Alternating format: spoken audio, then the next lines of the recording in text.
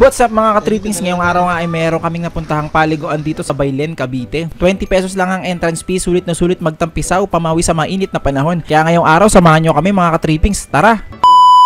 Ngayong araw nga guys ay makakasama natin ulit sa trip na to si Tawe at ang anak niyang si Miguel, si Juan at si Kuya Gab. Hindi na nga kami nakapaganda ng mga babaunin namin kaya dito na lang kami sa Karandire bumili ng mga makakain. Ayun na nga guys, balik biyahe na ulit kami, hindi na kami dumaan sa highway para mas mabilis. Nag-long cut na kami dito sa silang kung tawagin ay Coffee Trail. Grabe guys, long cut nga. At ayun na nga guys, nakatagos na kami pabalik sa silang highway. Nag-indang na nga kami para mas mabilis. Sa kasamaang palad nga lang guys ay na-aksidente si Juan. May bigla kasing tumawid na itim na doggy kaya tumumba siya. Nagpahinga na nga muna kami saglit dito para yaluhan yung tuhod niya. Natatakot kasi siya baka may lumabas na pare. Sa awa naman ng Diyos, safe naman siya at gas-gas lang. Ay na nga mga ka-trippings, nandito na kami sa Kaikuli Riverside sa Baylen, Cavite.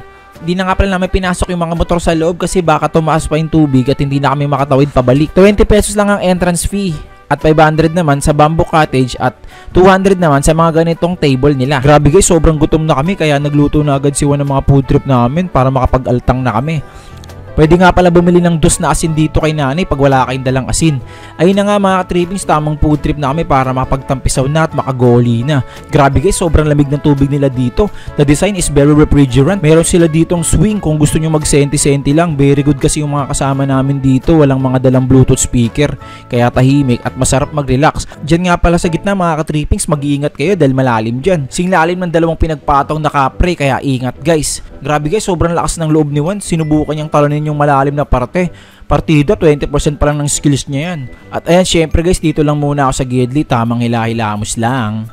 Meron nga din pala sila ditong mini falls. The design is very massager. Tignan nyo naman si Miguel guys. So talagang napaiyak na siya sa sobrang saya. Grabe mga ka-trippings, sobrang sulit yung 20 pesos na entrance fee dito. Yun lang mga ka-trippings. Salamat sa panonood. Follow us mga ka-trippings for more tipid adventure videos.